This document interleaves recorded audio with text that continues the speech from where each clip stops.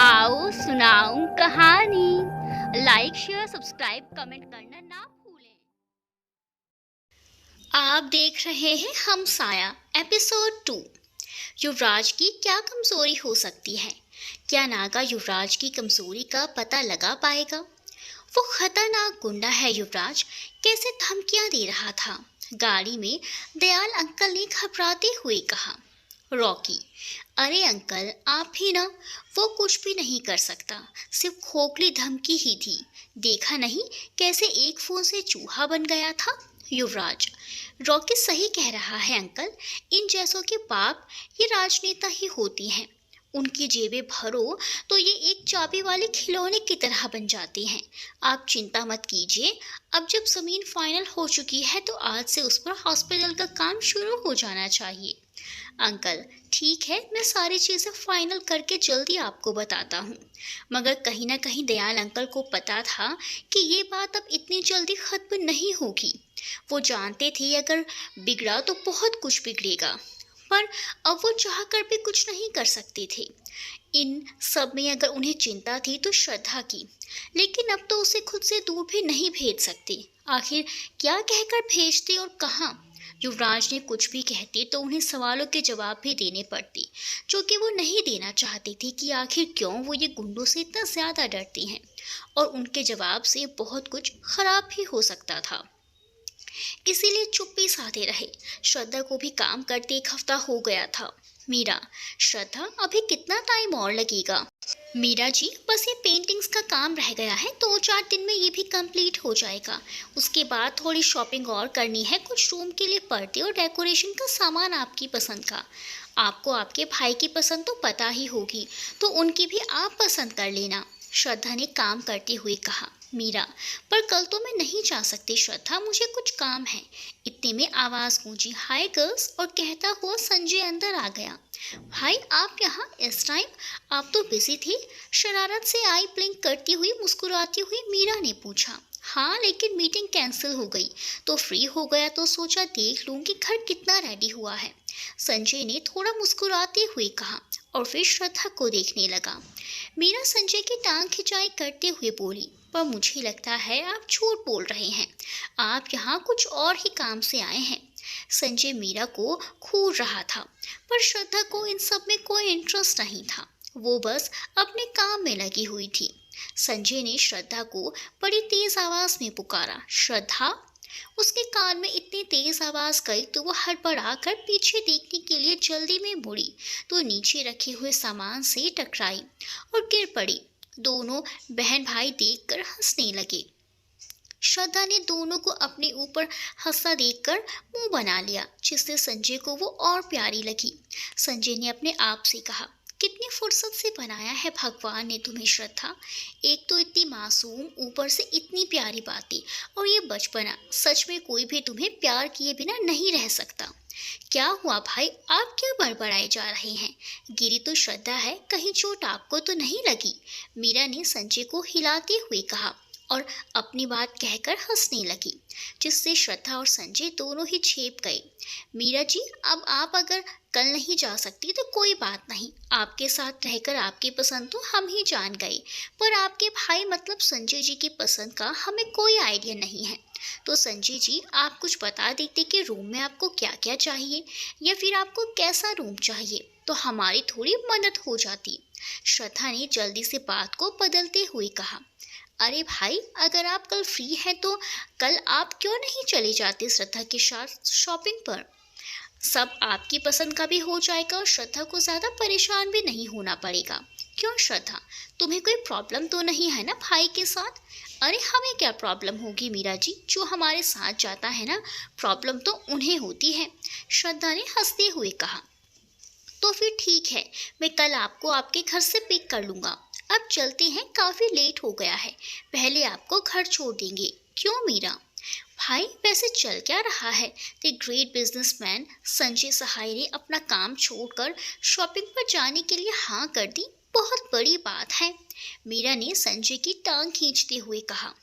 आजकल तो कुछ ज्यादा ही बोल रही है मीरा, अब जल्दी आ जा, नहीं तो यहीं छोड़ जाऊंगा, फिर आती रहना अकेले, संजय ने नकली गुस्सा दिखाते हुए कहा। युवराज हॉल में आते ही संजय को देखकर बोले, सुबह सुबह ही तैयार होकर कहाँ की तैयारी की जा रही है? ऑफिस नहीं जा रहे हो? ऐसे क्यों पूछ रहा है युवी? संजय ने थोड़ा झिझकती हुई कहा। युवराज, अरे ऐसे तो अभी ऑफिस गया नहीं, तो मुझे लगा शायद कहीं डेट का प्लान हो। अगर है तो मुझे तो बताना चाहिए, आखिर तेरा दोस्त हूँ। अरे नहीं यार, ऐसा कुछ नहीं है। वो आज श्रद्धा के साथ शॉपिंग पर जा रहा हूँ। कल मीरा ने कहा कि अगर मैं साथ चला जाऊँ तो उसकी मदद हो जाएगी मेरे रूम के लिए। युवराज, क्या श्रद्धा के साथ? फिर तो अपना ध्यान रखना, क्योंकि वो जहाँ भी जाती है कुछ ना कुछ गलत कर ही देती है। मेरी तरफ से ऑल द बेस्ट। मीरा, जो दोनों की बातें सुन रही थी, वो संजय की हालत पर मुस्कुरा उठी। युवराज, ओके संजय, तुम जाओ शॉपिंग और मैं चला अपने ऑफिस। फिर से कह रहा हूँ, अगर मुसीबत में पड़ जाए तो मुझे याद मत करना। उस मुसीबत से मुझे दूर ही रखना।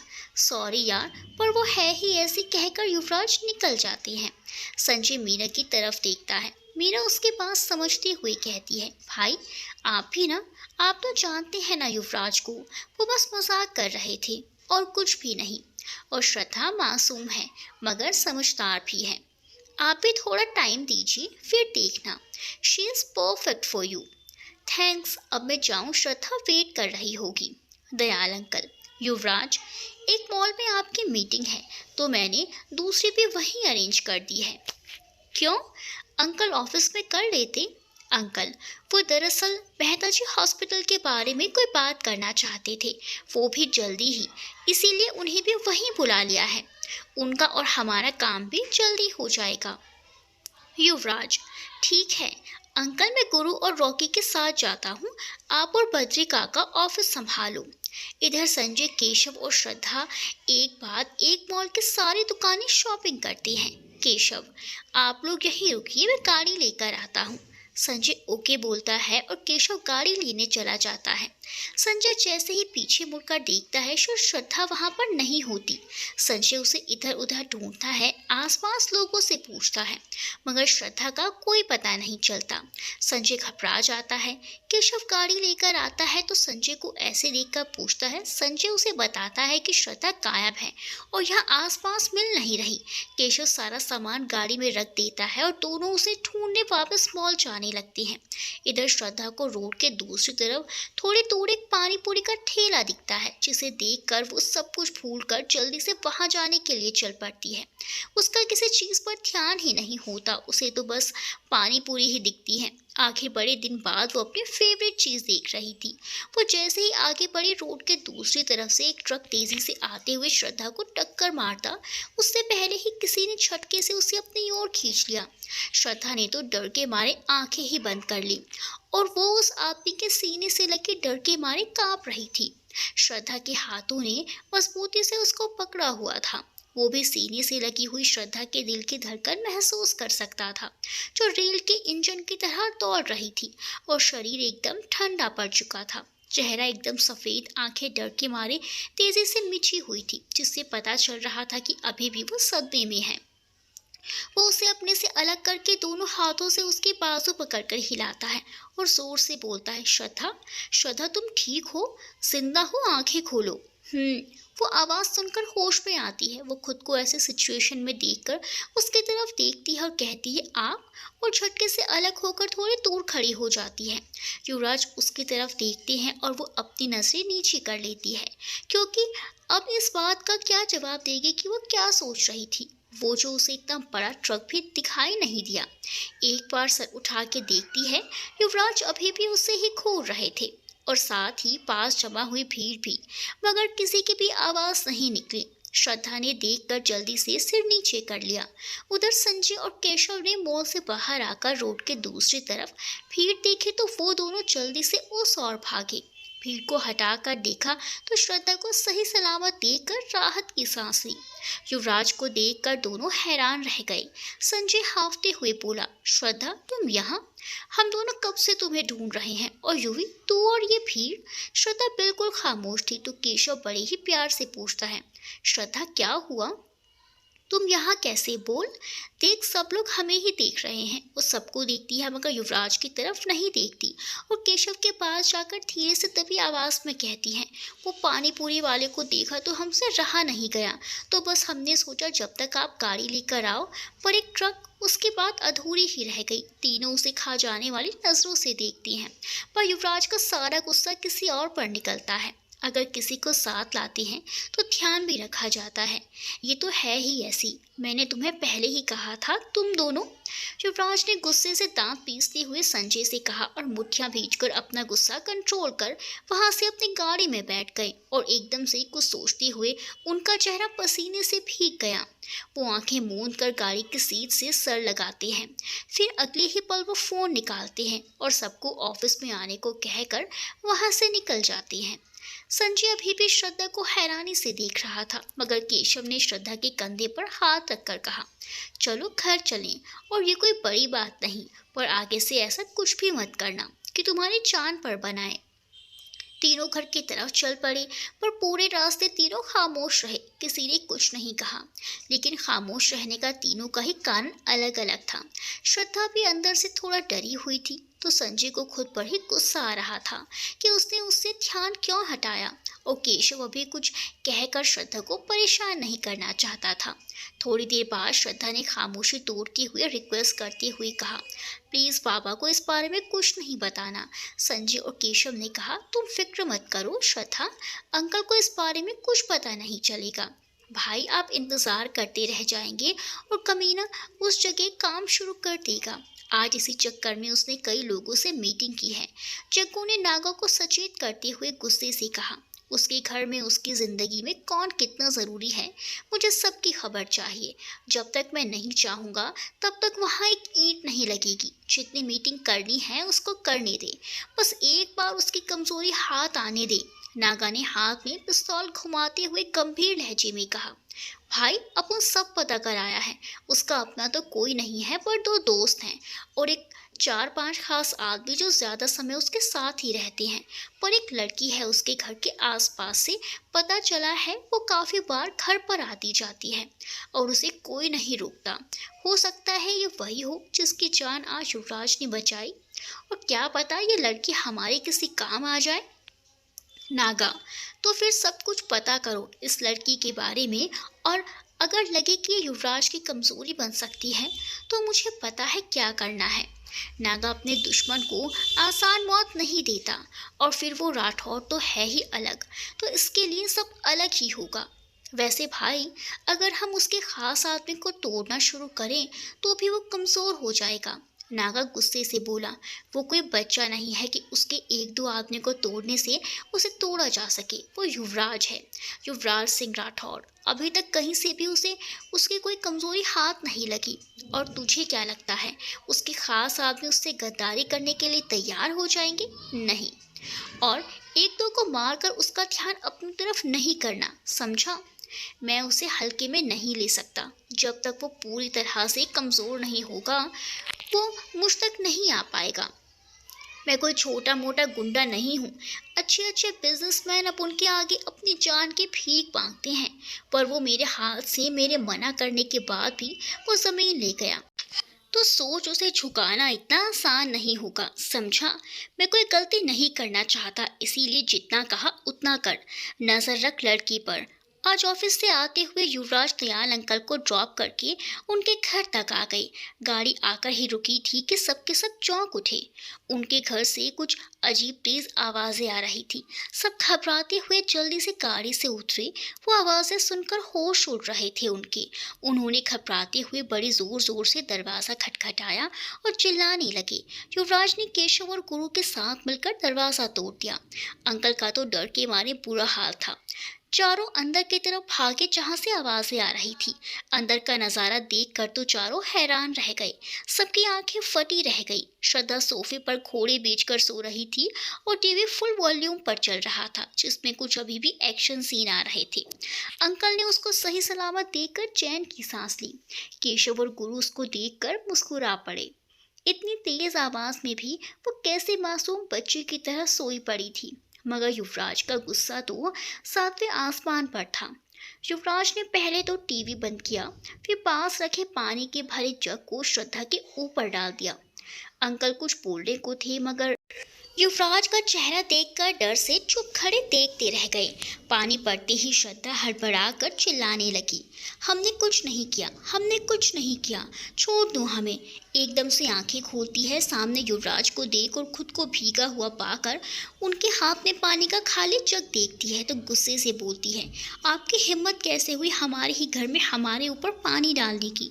उसने तुरंत इधर उधर देखा, पास में रखा पानी का ग्लास उठाया और युवराज जी के ऊपर डाल दिया। वहाँ खड़े उन चारों में से किसी को भी इस बात का बिल्कुल भी अंदाज़ा नहीं था कि वो ऐसा कुछ कर देगी। युवराज गुस्से से जैसे ही आगे बढ़े, उसके पीछे खड़े दयाल अंकल पर उनकी नज़र पड़ी। उनका चेहरा डर और घबराहट से एकदम पीला पड़ चुका था। युवराज ने जबड़ा खींचा, मुट्ठी बनाई और गुस्से से बाहर चले गए। गुरु और केशव भी भागते हुए युवराज के साथ गाड़ी में बैठ गए। वो दोनों जानते थे कि युवराज का गुस्सा शांत करना इतना आसान नहीं है, इसीलिए वो दोनों चुपचाप गाड़ी में बैठे रहे और गुस्से में गाड़ी तेज स्पीड में खुद ड्राइव करके अपने बंगले पर पहुंच गए। उनके निकलते ही दयाल अंकल श्रद्धा पर बरस पड़े, पागल लड़की, ये क्या किया तूने? गलती तेरी थी और युवराज के ऊपर पानी डाल दिया। हे भगवान, क्या करूं इस लड़की का, जिसके सामने चूं तक करने की हिम्मत मुझ में भी नहीं है। तूने उनके साथ ऐसा किया? अंकल अपना सर पीट रहे थे। वो हैरानी के साथ उन्हें देख रही थी। बाबा, अब अपने घर में भी सोना भी गलती है? आपको हमेशा हमारी ही गलती नज़र आती है, और जो उन्होंने सोते हुए हम पर एक जग पानी डाल दिया, उसका कुछ नहीं। अपने घर में सोना गलती नहीं है, उन्होंने तुझ पर पानी डाला, पता नहीं क्यों। अगर कोई और होता तो थप्पड़ मारता, मगर आखिर ऐसा क्या किया है हमने बाबा? आखिर इतनी तेज़ आवाज़ में टीवी कौन देखता है? और फिर उसकी इतनी खतरनाक आवाज़ों से ऐसा लगा कि तेरी जान खतरे में है। और तो और इतना दरवाज़ा खटखटाया, इतनी आवाज़ें दी, मगर तू और तेरी कुंभकर्ण की नींद, उसकी वजह से मेरा क्या हाल हो गया था पता भी है तुझे? मुझे तो लगा तुझे कुछ हो गया है। बोलते बोलते उनकी आंखें नम हो गई। वो तो आज युवराज मुझे यहाँ ड्रॉप करने आ गए थे, जो उन्होंने और केशव गुरु ने मिलकर दरवाज़ा तोड़ा, मेरी जान पर बनाई, और तू घोड़े बेचकर सो रही थी। युवराज ने तो हमारी मदद की और तूने बिना सोचे समझे उनसे इतनी बदतमीज़ी की। कितने बड़े आदमी हैं वो, और उम्र में भी कितने बड़े हैं तुझसे। अगर तेरी जगह कोई और होता तो पता नहीं उसका क्या हाल करते युवराज। पागल लड़की, कुछ भी करने से पहले थोड़ा सोच आकर। और अब तू बड़ी हो गई है, ये बचपना छोड़ दे, नहीं तो किसी दिन बड़ी मुश्किल में फंस जाएगी। सॉरी बाबा, हमें नहीं पता था, वो हम पहले ही थके हुए थे। आपका इंतज़ार करते हुए कब आंख लग गई पता ही नहीं चला।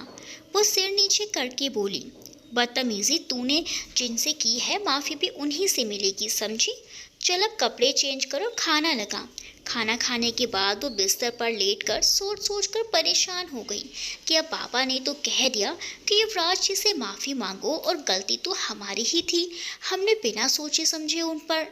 ओ माय गॉड, उसने अपने हाथों से अपना चेहरा छुपा लिया। ये क्या करवा दिया हमसे? माफ़ी तो हमें मांगनी ही चाहिए, पर कैसे? और एक माफ़ी ही तो मांगनी है। माफ़ी मांगने से कोई छोटा थोड़ी ना हो जाता है। वो अपनी ही सोच में उलझी पड़ी थी।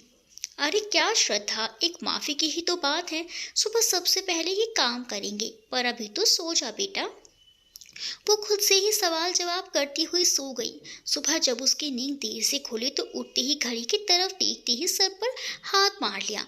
कान्हा जी, करवा दिया ना लेट। अरे यार, बाबा तो चले गए, अब पहले तैयार हो जल्दी करके, फिर कुछ सोचते हैं। उसने हड़बड़ा कर उठकर जल्दी जल्दी सब काम कर लिए, फिर फ़ोन मिलाया। बाबा, आप कहाँ हैं? बेटा, क्या बात है, या कोई काम था? आप ऑफिस में हो या नहीं? नहीं बेटा, आज युवराज जी के बाहर मॉल में मीटिंग है, उसकी वजह से वहीं हूँ। कौन सा मॉल? क्या बात है, क्या हुआ है श्रद्धा? बाबा बताइए ना, कौन सा मॉल? Royal mall. लेकिन तो क्यों पूछ रही है? देख, अब कोई भी शरारत मत करना, समझी? ओके बाबा, बाद में बात करते हैं, श्रद्धा ने मुस्कुराते हुए कहा। और फिर तैयार होते हुए वो खुद से ही बातें करने लगी। अब हम वहीं जाकर माफ़ी मांगेंगे, पर युवराज जी हमें माफ़ तो कर देंगे ना? अगर हमें डांटा या गुस्सा किया तो? सर झटक कर, अरे नहीं नहीं, बस हम माफ़ी मांगने जा रहे हैं, उनकी जायदाद अपने नाम थोड़ी ना कराने जा रहे हैं जो वो हम पर गुस्सा या नाराज़ होंगे। वो थोड़े खड़ूस की तरह लगते हैं, पर पापा तो कितनी तारीफ करते हैं, वो झूठ थोड़े ही ना बोलेंगे। तो फिर हमें इतना डरना नहीं चाहिए, हम भी ना पूरे पागल हैं। मॉल की तरफ से गुजरते हुए जग्गू की नज़र जब श्रद्धा पर पड़ी तो उसने गाड़ी एक साइड लगा ली। भाई देखो, वही लड़की। नागा ने तुरंत देखा। ओह, तो ये है वो। लेकिन भाई, आपको पक्का लगता है कि इस लड़की का युवराज से कुछ है और इसके साथ कुछ करने से युवराज को कोई फर्क पड़ेगा? नागा, अबे ज़रूर पड़ेगा। मैंने अच्छी तरह पता लगाया है। ये लड़की उसके खास आदमी की बेटी है और वो उसे अपने पिता की जगह मानता है और ये लड़की रोज़ ही उससे मिलती है। मगर हमें उसे अभी उठाना नहीं है, बस उसका पीछा करना है और मौका मिले तो डराना है, ताकि उसका डरा हुआ चेहरा देखकर युवराज बौखला उठे। फिर उसकी बौखलाहट देखने लायक होगी। आप ठीक कह रहे हो भाई, मारने से पहले थोड़ा तड़पाना चाहिए। भाई की बेइज्जती की कीमत तो चुकानी पड़ेगी। तभी दोनों की नज़र मॉल के दूसरे साइड से निकलते हुए दयाल अंकल और रॉकी पर पड़ी। ओह, तो वो राठौर यही है। चल जग्गू, अभी निकलती है यहाँ से। नागा के कहते ही जग्गू ने गाड़ी स्टार्ट करके बाहर ले ली। श्रद्धा मॉल के अंदर जाके इधर उधर देखती है। सामने लिफ्ट देखती है तो वो थोड़ा घबरा से जाती है, इसीलिए सोचती हुई वो सीढ़ियों से चढ़ती है, लेकिन अचानक ही किसी से टकरा जाती है। वो तो अपनी उलझन में उसे सॉरी कहकर निकल जाती है, मगर वो तो वहीं श्रद्धा को जाते देखता रह जाता है, जब तक कि उसके दोस्त की आवाज़ उसके कानों में नहीं पड़ती। नीरज, नीरज, यार कहाँ खो गया तू? और ये पीछे किसे मुड़कर देख रहा है? कुछ नहीं यार, वो बस टक्कर वाले दिल को भा गई। यार नीरज, तेरे दिल को तो हर दूसरी लड़की भा जाती है, इसमें कौन सी बड़ी बात है? तेरा दिल नहीं धर्मशाला है, समझा? क्या यार नितिन, अगर मैंने उसे ऐसे ही छोड़ दिया तो मेरा दिल मुझे माफ़ करेगा क्या? नहीं ना? नितिन हंसते हुए बोला। फिर तुझे माफ़ी कैसे मिलेगी तेरे इस दिल को? बस यार एक बार उस लड़की से दोस्ती हो जाए, बाकी तो चल फिर अभी ढूंढते हैं तेरी माफ़ी को, पर ढूंढने कहाँ से? नीरज, यार जितनी जल्दी में वो थी ज़रूर किसी से मिलने आई होगी। नितिन, ये तू कैसे कह सकता है? या वो तुझे बता कर गई है? नीरज, डफर, क्योंकि शॉपिंग ना तो इतनी जल्दी में की जाती है और ना ही अकेले, समझा? और जैसे वो गई उसे घूमना तो बिल्कुल भी नहीं कहते। हाँ, वो किसी से मिलने ज़रूर आ सकती है। नितिन, अब जब एक लड़की ऐसे किसी से मिलने आई हो तो ज़रूर वो उसके लिए स्पेशल होगा। तू समझ रहा है ना? फिर वो तुझे खास क्यों डालेगी? नीरज, अरे यार, मैंने उससे शादी करनी है, बस दोस्ती करनी है, और फिर वो अपने रास्ते और मैं अपने। नितिन, चल फिर कैफे एरिया में देखती हैं। दोनों उसे इधर से उधर ढूंढते हुए अनुमान लगा रहे थे। श्वेता रोज होटल के दरवाजे से अंदर खड़े होकर सारी जगह देखती है, पर जिनको वो इतनी बेचैनी से ढूंढ रही थी वो उसे नजर नहीं आ रहे थे। क्या यार श्रद्धा, टाइम तो पूछा ही नहीं, लगता है हम लेट हो गए या फिर जल्दी आ गए, पर बाबा तो कह रहे थे वो यहाँ है, इसका मतलब हम ही लेट है। वो सोचते हुए खुद से ही बातें करने लगी।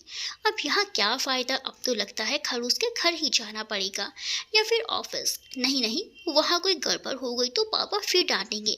ऐसा करती हैं, कल मीरा जी से मिलने के बहाने उनके घर चली जाएंगे। हाँ, ये ठीक है।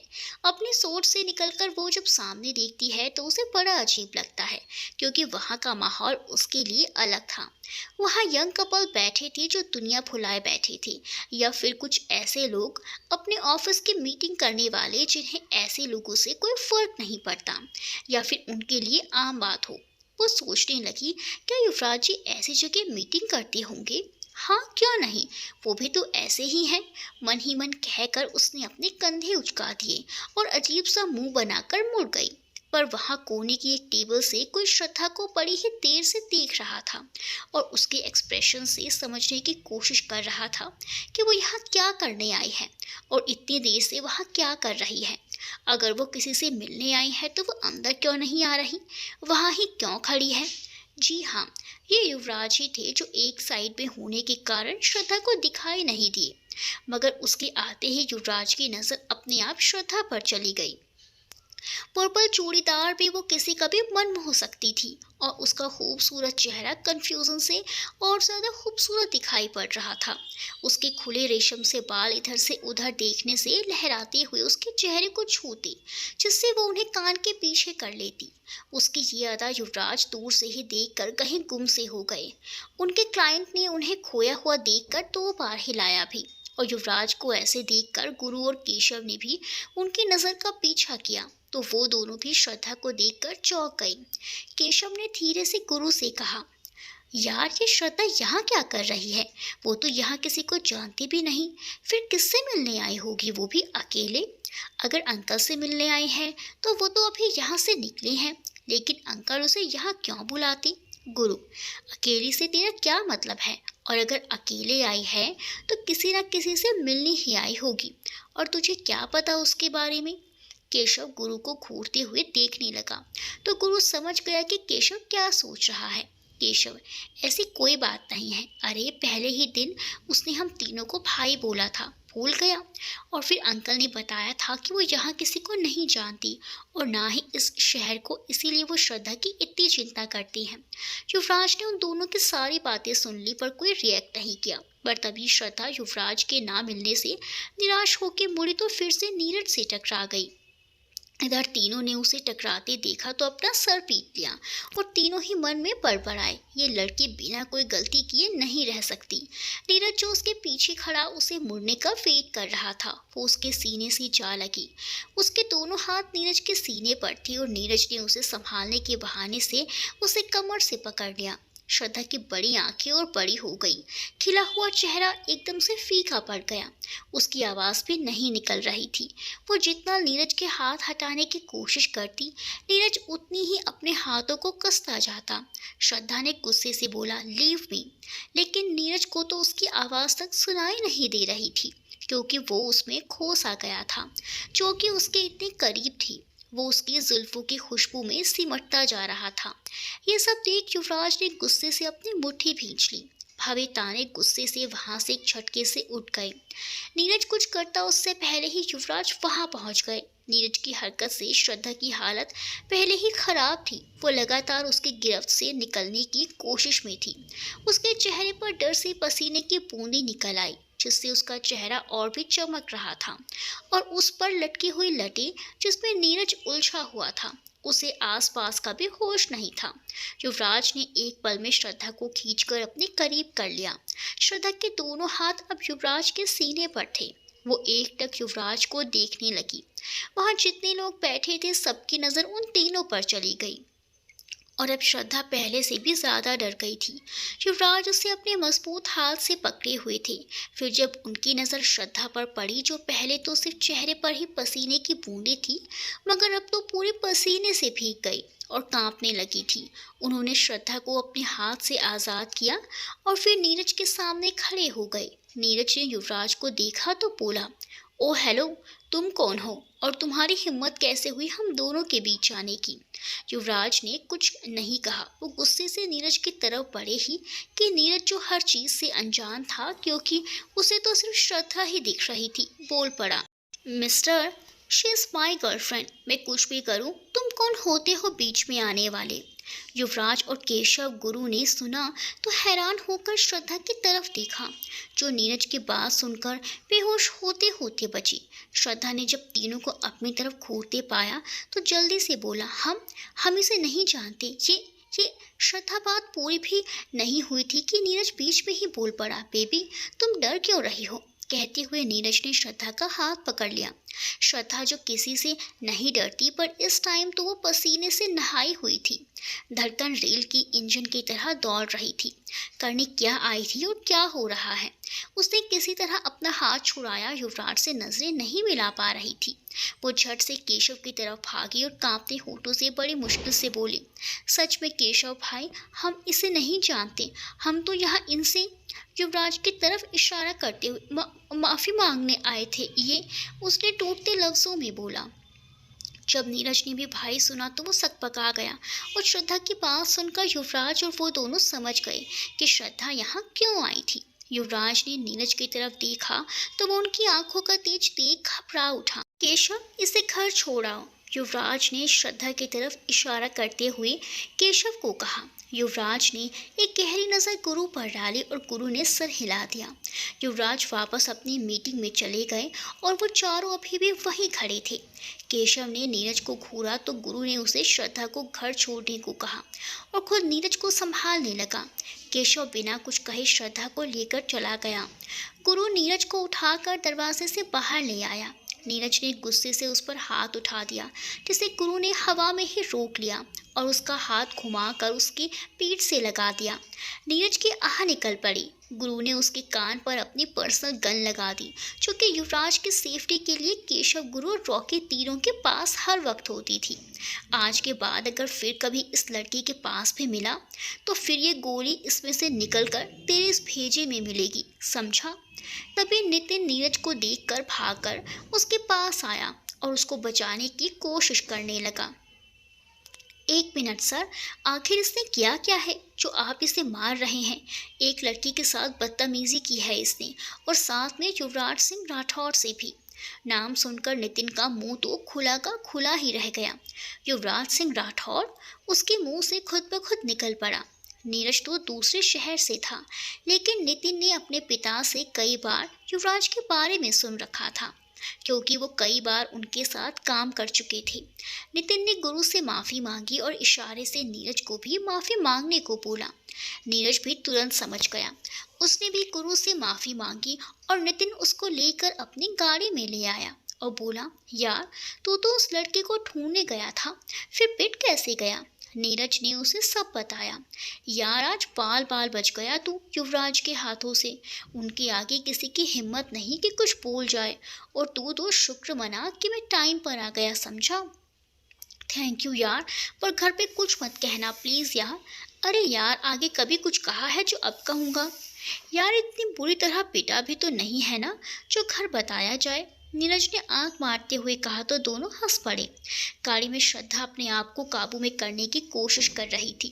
वो यही सोच रही थी कि क्या करने आए थे और उसके साथ क्या हो गया। उसे नीरज का वो गंदा स्पर्श अभी महसूस हो रहा था, कैसे उसने उसे पकड़े हुए था। उसे सोचते हुए भी घिन आ रही थी। उसकी आंखों से आंसू बह निकले। लेकिन हम युवराज जी को देखकर इतना क्यों परेशान हो गए थे, और वो हमें कितना मजबूती से पकड़े हुए थे। लेकिन हमारी तो कोई गलती भी नहीं थी। लेकिन युवराज जी हमारे बारे में क्या सोच रहे होंगे? लेकिन करते हुए वो खुद में ही उलझी हुई थी। उसको ऐसे उलझा हुआ देखकर केशव ने पूछा, श्रद्धा तुम ठीक तो हो? उसके नम आंखों से केशव को देखा और नीचे नजरें कर ली और केशव से कहा, डरो नहीं, हम सब जानते हैं इसमें तुम्हारी कोई गलती नहीं थी, मगर ऐसे अकेले तुम्हें नहीं आना चाहिए था। अगर वहाँ हम सब नहीं होते तो? केशव ने बात को अधूरा ही छोड़ दिया। श्रद्धा ने आंसू साफ किए और भरे गले से बोली, हम तो बस युवराज जी से कल के लिए माफ़ी मांगने आए थे। तो श्रद्धा घर आ जाती या फिर ऑफिस में आ जाती बाबा के साथ। पहले हमने भी यही सोचा था कि घर चले जाएंगे, पर सुबह आंख देर से खुली, फिर बाबा को फ़ोन किया तो पता चला आप सब यहाँ हैं। और हमने भी सोचा कि अगर ऑफिस में कोई गड़बड़ हुई तो फिर पापा नाराज़ होंगे, इसीलिए यहाँ आ गए। पर यहाँ तो उससे भी बड़ी गड़बड़ हो गई। लेकिन कान्हा जी ने हम पे बड़ी कृपा की कि बाबा यहाँ नहीं थे। कोई बात नहीं, कभी कभी हमें ऐसे हालातों का सामना करना पड़ता है जो कि हमने सोचे भी नहीं होते, मगर आज के बाद कहीं भी जाना हो तो सोच समझ कर जाना, समझी? और तुम बेफिक्र रहो, अंकल को कुछ पता नहीं चलेगा। थैंक यू केशव भाई, श्रद्धा बड़ी मासूम सी शक्ल बनाकर बोली। मगर हम तो वहाँ युवराज जी से माफ़ी मांगने गए थे, और वो क्या सोच रहे होंगे हमारे बारे में? केशव संजय के घर के आगे गाड़ी रोकते हुए, कुछ भी नहीं सोचेंगे वो, क्योंकि वो ऐसी कोई बात नहीं सोचते। अब तुम भी जाकर अपना काम करो, अब मैं चलता हूँ, और अब सीधा घर जाना, ठीक है? वो अपना सर हिलाकर बाय कर देती है। उस दिन के बाद से श्रद्धा युवराज हाउस नहीं जाती थी। जितना हो उतना युवराज का सामना करने से बचती, पर युवराज के नाम से ही वो थोड़ी असहज हो जाती। उसे समझ नहीं आ रहा था कि उस दिन के बाद वो उनसे नजरें क्यों नहीं मिला पा रही थी। वो सोच रही थी कि हर वक्त हमें युवराज का ही ख्याल क्यों रहता है, कि वो क्या सोच रहे होंगे, कैसी लड़की है। वैसे भी वो हमारे बारे में पहले ही कुछ अच्छा नहीं सोचते, उन्हें देख कर लगता है। पर फिर सर झटक कर सोचने लगी, कुछ भी सोचे हमें क्या, और हमारी तो कोई गलती भी नहीं थी। पर फिर भी पता नहीं हमें कुछ अच्छा नहीं लग रहा कि कोई भी हमारे बारे में कुछ भी गलत सोचे, और फिर हम उनसे माफ़ी भी नहीं मांग पाए। इधर संजय मीरा के बहाने से कई बार श्रद्धा को मिलने आ जाता था। श्रद्धा और मीरा की भी अच्छी दोस्ती हो गई थी। मीरा अपने भाई के फीलिंग्स अच्छी तरह समझ रही थी, इसीलिए वो कई बार संजय को बहाने से श्रद्धा को उसके साथ कर घर छोड़कर भेज देती। एक रात संजय श्रद्धा को घर छोड़ने जा रहा था। उसने सोचा आज पता लगा के रहूँगा कि श्रद्धा मेरे बारे में क्या सोचती है। अगर थोड़ा सा भी लगा तो कल हमारे घर में पहली पूजा है, पूजा के बाद रात की पार्टी में उसको प्रपोज कर दूंगा। संजय ने गाड़ी चलाते हुए श्रद्धा की तरफ देखा। श्रद्धा गाड़ी का ग्लास नीचे कर अपने चेहरे पर हवा को महसूस करके मुस्कुरा रही थी। उसके बाल जो हवा में उड़ रहे थे वो बार बार उन्हें अपने कानों के पीछे कर रही थी, मगर हवा इतनी तेज थी कि वो बार बार उड़ रहे थे, और ऐसा करते वो इतनी खूबसूरत और मासूम लग रही थी। वो ना चाहते हुए भी कुछ ना बोल पाया। उसकी नज़र बार बार श्रद्धा पर जाकर टिक जाती। वो मन में सोचने लगा, श्रद्धा पता नहीं क्या है तुम में कि दिल करता है बस तुम्हें ऐसे ही देखता रहूं, और ये पल यहीं थम जाए और हम हमेशा साथ रहें। मुझे लगता है शायद प्यार ना सही मगर कुछ तो तुम्हारे दिल में भी होगा। इन्हीं सोचों के साथ वो कब घर पहुंच गए पता ही नहीं चला। वो श्रद्धा को घर छोड़कर आया तो मीरा ने घर में शोर मचा रखा था। युवराज भी आ गए तो आते ही बोले, क्या बात है, इतना शोर क्यों मचा हुआ है। मीरा ने युवराज के पीछे से दोनों कंधे पकड़कर सोफे पर बिठा दिया और कहा, कल घर में सुबह पूजा है और रात को पार्टी, तो कल कोई भी ऑफिस नहीं जाएगा, समझे तुम दोनों के? नहीं समझे? पूजा करने की क्या ज़रूरत है जब रात में पार्टी ही करनी थी तो? युवराज ने थोड़ा सख्त लहजे में कहा। मीरा चिढ़कर बोली, क्या है युवराज, एक दिन की छुट्टी नहीं ले सकते तुम? हम जब से आए हैं तब से तुम हम सबके साथ कहीं नहीं गए। हम लोग यहाँ आए थे कि हम सब अब साथ रहेंगे तो थोड़ा अच्छा लगेगा, मगर यहाँ आने का क्या फ़ायदा? तुम्हारे पास तो हमारे लिए टाइम ही नहीं है। युवराज ने देखा कि इस वक्त मीरा कुछ ज़्यादा ही इमोशनल हो गई है, तो बात बदल कर बोले, नहीं मेरा मतलब वो नहीं था। मैं कह रहा था कि तुम्हें पूजा के बारे में कुछ भी पता नहीं है। हाँ मुझे तो नहीं पता, मगर श्रद्धा को सब पता है, तो मैंने पूजा की सारी तैयारी उसको ही दे दी। युवराज ने श्रद्धा का नाम सुना तो कहा, फिर तो पूजा तो ज़रूर हो चुकी, और अगर वो वहाँ होगी तो मैं वहाँ नहीं जाऊँगा, क्योंकि जहाँ श्रद्धा हो वहाँ कुछ ना कुछ ना हो, ये हो नहीं सकता। मुझे नहीं पता, अगर कल सुबह ही सब वहाँ नहीं पहुँचे तो फिर मैं ना तो कभी तुमसे बात करूँगी और ना ही इस घर में आऊँगी, समझे? मीना कहकर गुस्से से अपने कमरे में चली गई। युवराज ने संजय की तरफ देखा, मगर वो तो बस उन दोनों की बातें सुनने में मगन था। युवराज को देखकर उसने अपने कंधे उचका दिए। युवराज ने उसे ऐसे देखकर कहा, इसका क्या मतलब है? देख यार, उसकी नाराज़गी भी ठीक है। जब से हम आए हैं तेरे पास हमारे लिए टाइम ही नहीं है। अब अगर एक दिन नहीं जाएगा तो तेरा कोई नुकसान नहीं होगा, बाकी तेरी मर्जी। लेकिन युवराज के मन में तो कुछ और ही चल रहा था। वो सोच रहे थे कि जितना श्रद्धा दूर रहने की कोशिश करता हूँ उतना ही वो मेरे सामने आ जाती है। पता नहीं वो मुझ पर इतना असर क्यों कर रही है, मगर मैं अब ऐसा कुछ नहीं होने दूंगा। उन्होंने एक गहरी सांस ली। थैंक्स श्रद्धा, तुमने सारे काम इतने अच्छी तरह किए और फिर ये पूजा की सारी तैयारी की। मीरा ने श्रद्धा से मुस्कुराते हुए कहा, मीरा जी हमने जो ये काम किया है वो हमारी जॉब थी, और फिर अब तो हम दोस्त हैं ना, तो फिर थैंक्स की कोई बात नहीं। श्रद्धा ने ये बात इतने प्यार से बोली कि मीरा को उस पर और ज़्यादा प्यार आ गया, और मीरा ने उसे अपने गले लगा लिया। मीरा का एक अलग ही रिश्ता बन गया था उसके साथ। संजय दूर से ही दोनों को देखकर मुस्कुरा रहा था। बाकी सब काम कर रहे थे। केशव और गुरु डेकोरेशन का काम करवा रहे थे। रॉकी पंडित जी को लेने गया था। पदवी काका ने किचन संभाल रखा था। दयाल अंकल अभी घर ही थे। पूजा का प्रसाद भी श्रद्धा और बद्री अंकल ने बनाया था। जब सारे काम खत्म हो गए तो संजय ने दोनों को तैयार होने को भेज दिया। मीरा श्रद्धा का हाथ पकड़ कमरे में तैयार होने चली गई और संजय अपने रूम में। युवराज आज लेट तक सोते रहे। जब उठे तो बाहर आकर उन्होंने बद्री काका को आवाज दी, मगर राजू के सिवा घर में कोई नहीं था। राजू युवराज के पास आया और बोला, सर, सारे लोग संजय सर की पूजा में गए हैं। घर में सिर्फ आप और मैं ही हूँ। आपका नाश्ता तैयार है। आप कहें तो आपका नाश्ता टेबल पर लगा दूँ?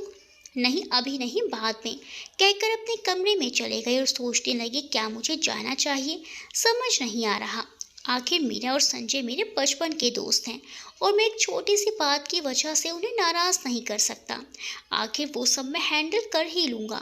संजय भी सिंपल सा कुर्ता पजामा पहने, जिसके ऊपर के बटन खुले थे और कुर्ते के बाजू फोल्ड किए हुए थे, और एक हाथ में स्टाइलिश घड़ी और दूसरे हाथ में ब्रेसलेट। बालों को अच्छे से सेट किया था। दिखने में आज वो किसी हीरो से कम नहीं लग रहा था। तैयार होकर हॉल में खड़े होकर पंडित जी का इंतजार कर रहा था, जहाँ पूजा की सारी चीज़ें रखी थी। तभी उसने युवराज को आते देखा। युवराज सिंपल से ऑफ वाइट कुर्ते चूड़ीदार में बहुत ही सभ्य और स्मार्ट लग रहे थे। दूर से ही लग रहा था कि हाँ, युवराज आ रहे हैं। संजय युवराज को देखकर खुश हो गया और भागकर उनको गले लगा लिया। दोनों अलग हुए तो सामने से श्रद्धा और मीरा दोनों आ रही थी।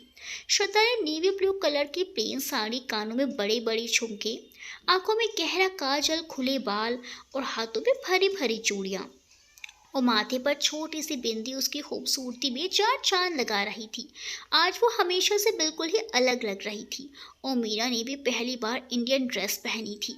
लाल रंग का अनारकली सूट, माथे पे छोटी बिंदी, आंखों में काजल, कान में लटकती बालियां, हाथों में चूड़ियां और बालों को एक साइड में डाले उसे बड़ा ही खूबसूरत बना रहे थे। संजय और युवराज दोनों ने ही एक साथ दोनों को देखा तो दोनों की आंखें खुली की खुली रह गई। मीरा ने जब युवराज को देखा तो भागकर उनके गले लग गई और खुश होते हुए बोली, देखा भाई, मैंने कहा था ना कि युवराज कभी भी मुझे नाराज नहीं कर सकते। लेकिन युवराज की नज़र तो श्रद्धा से हट ही नहीं रही थी। वो लगातार उसे ही देख रहे थे और उसे ही देखते हुए बेख्याली में धीमे लहजे में बोले, तुम मेरे लिए हो ही इतनी स्पेशल, मैं तुम्हें कभी नाराज नहीं कर सकता। अरे पंडित जी आ गए, चलो पूजा शुरू करते हैं, संजय ने कहा तो युवराज जैसे होश में आए। सब लोग मिलकर पूजा में बैठे। पूजा के बाद संजय मौका देखकर श्रद्धा से बात करना चाहता था, मगर उसे मौका ही नहीं मिल रहा था। कभी कोई तो कभी कोई उसे पकड़ लेता या कभी कोई काम निकल आता। श्रद्धा पूरे घर में घूम रही थी और आज भी उसने पायल पहनी हुई थी। इतने लोगों में भी युवराज के कानों में उसकी पायल की आवाज़ पड़ रही थी। कुछ पल के लिए उन्होंने अपनी आंखें मूंद ली। जब युवराज के सहन से बाहर हो गया तो वो उन लोगों के बीच से उठे जिनके साथ वहाँ बैठे थे। वहाँ से वो सीधा श्रद्धा के पीछे चल दिए। श्रद्धा किसी काम से वहाँ पीछे के कमरे में कुछ सामान रखने के लिए जा रही थी। उसने जैसे ही कमरे का दरवाज़ा खोला, युवराज ने पीछे से ही उसकी कमर में हाथ डालकर खुद के साथ साथ उसे कमरे के अंदर कर लिया। To be continued. आगे क्या होने वाला है वो तो एपिसोड 3 देखकर ही पता चलेगा। मिलते हैं नेक्स्ट एपिसोड में, तब तक के लिए बाय बाय।